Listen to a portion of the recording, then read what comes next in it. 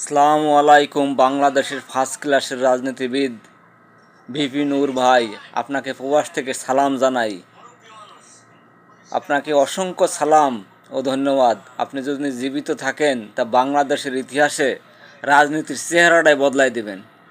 কোনো প্রতিহিংসার রাজনীতি বাংলাদেশে যাতে আর কেউ না করতে পারে, আপনার দাপটে সারা বাংলাদেশ কাব্য। কারণ যেভাবে আপনাকে মার দেওয়া হয়েছে, সে যে সিস্টেমেই মার দেখ, আপনি তো মার খাইছেন, এটা সত্য। আপনার রাজনৈতিক জীবন থেকে শুরু করে, ছাত্র জীবন থেকে শুরু করে সব জীবনে যদি মার খায়া নিজের জীবনটা ধ্বংস করে দেন, রাজপথে আপনি প্রতিবাদ করবেন কবে? আপনি শক্তিশালী একজন রাজনীতিবিদ হন, বাংলার ইতিহাসে অমর হয়ে থাকেন। বাংলার ইতিহাস যেন আপনাকে হাজার বছর মনে রাখে। এটা প্রবাস থেকে আমি সজীব আক্তার বলতেছি। আপনার পাশে আমি আছি। আপনার নিয়ে হাজারো ভিডিও আমি পোস্ট করব, কারণ আপনি বাংলাদেশের শ্রেষ্ঠ রাজনীতিবিদ।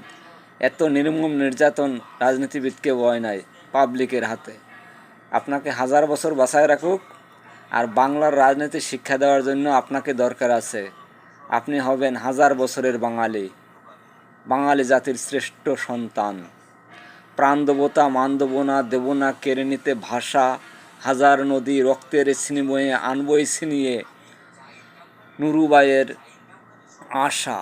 সে অবশ্যই সংসদে যাবে একজন বলিষ্ঠ নেতা হয়ে। বাংলার গর্ব, বাংলার প্রতীক হিসেবে তার নাম ইতিহাসে থাকবে।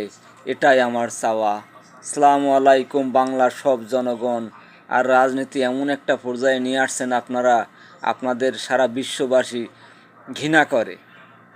একজন মানুষকে রাজনীতিক কারণে মার দেওয়া, এটা কোনো সুশীল সমাজের কাজ না। সারা বিশ্ববাসী অবাক হয়ে দেখছে আপনাদের দৃশ্য।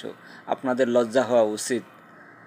একজন রাজনীতিবিদ আরেকজন রাজনীতিবিদকে যদি ফুলের মালা না দিতে পারে, সে কখনো রাজনীতিবিদ হতে পারে না। প্রকৃত রাজনীতি বুকে টেনে নেওয়া। মানুষকে বুকে টেনে নিলেই সে সারা বিশ্ববাসী দেখবে, এটাই প্রকৃত রাজনীতিবিদ।